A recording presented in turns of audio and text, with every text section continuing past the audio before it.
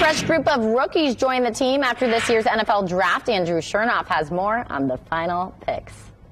All Access Indy, the Draft, presented by Indiana Economic Development Corporation.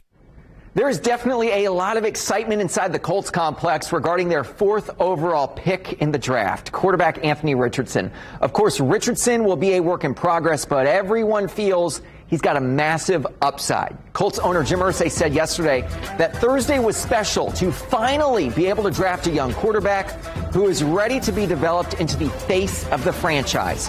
Irsay felt from early on, even as far back as February, that Richardson would be the Colts pick at QB. Even if the Colts had the number 1 overall pick, Richardson was the guy. It was, again, through face-to-face conversations where I just realized what kind of young man that is. Special. Sparkle in his eye. Just his energy. I've seen a lot of young guys come into this league, and boy, I tell you, that young man has something special in his heart and spirit and soul, and I know he wants to be great. The Colts stayed busy yesterday, selecting players during the 4th through 7th rounds of the draft. Indy had a bunch of picks. In the 4th round, the Colts got BYU offensive tackle Blake Freeland and Northwestern defensive end Adetomiwa Adebawore. In the 5th round, they got cornerback Darius Rush from South Carolina and safety Daniel Scott from California. Soon thereafter, still in the 5th round, Indy selected Miami tight end Will Mallory and Northwestern running back Evan Hull, all before picking Wagner linebacker Titus Leo, Texas A&M cornerback Jalen Jones, and Northern Michigan offensive tackle Jake Witt. Those last 3 guys in rounds 6 and 7. Former Ben Davis Giant DeJuan Jones was picked during the NFL Draft as well on Saturday. The offensive tackle was selected in the 4th round by the Cleveland Browns. Jones is a big dude, 6'8", 374 pounds. He was a 2-year starter at Ohio State. Later in the 4th round, a pair of Boilermakers were picked. Wide receiver Charlie Jones was selected by the Bengals.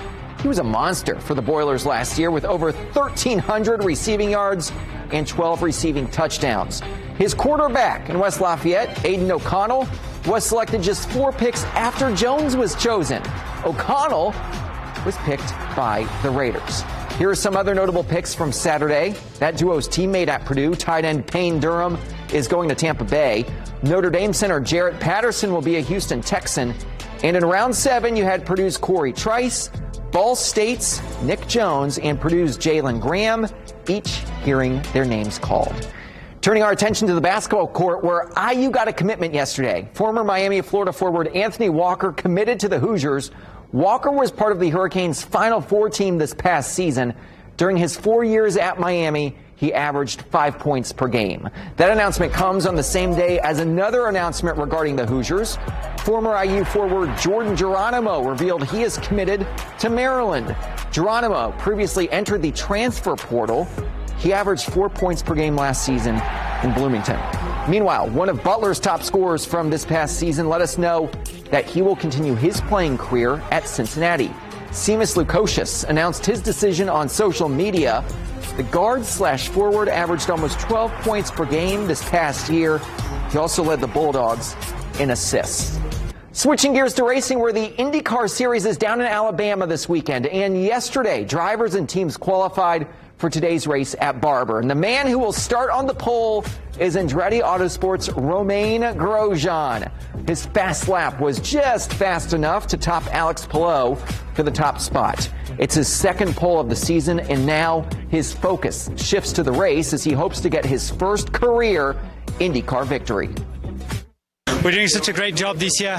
The car is awesome, and got three teammates that I can rely on. So I kind of went with that setup with the baseline we have, and from the moment we started quality, I knew I had it. So I just didn't want to mess it on the last lap. So happy. To the pitch, Indy 11 at home taking on Pittsburgh in a match that you saw on My Indy TV. 18th minute, visitors strike first. Indy's backline makes a mistake, and that allows Albert Dikwa to capitalize. Finds the back of the net. Pittsburgh leads 1-0. Fast forward, 81st minute. Same score. Indy, the equalizer. Watch this. Jack Blake. Oh, he loves that. That ties the game at 1, and that would be your final. The boys in blue get a point after drawing 1-1 with Pittsburgh. You know, the word gel, it takes time for us to get used to each other. And yeah, we have a lot of talented players, but it's not easy putting all the pieces together. And I think step by step we're getting there. I think tonight we made more progress. Would have been nice to get 3. But yeah, we'll take the point and move on. A lot of sports happening this week in the Circle City, and you'll want to tune in to Sports Locker Sunday tonight at 10:20 as we break it all down.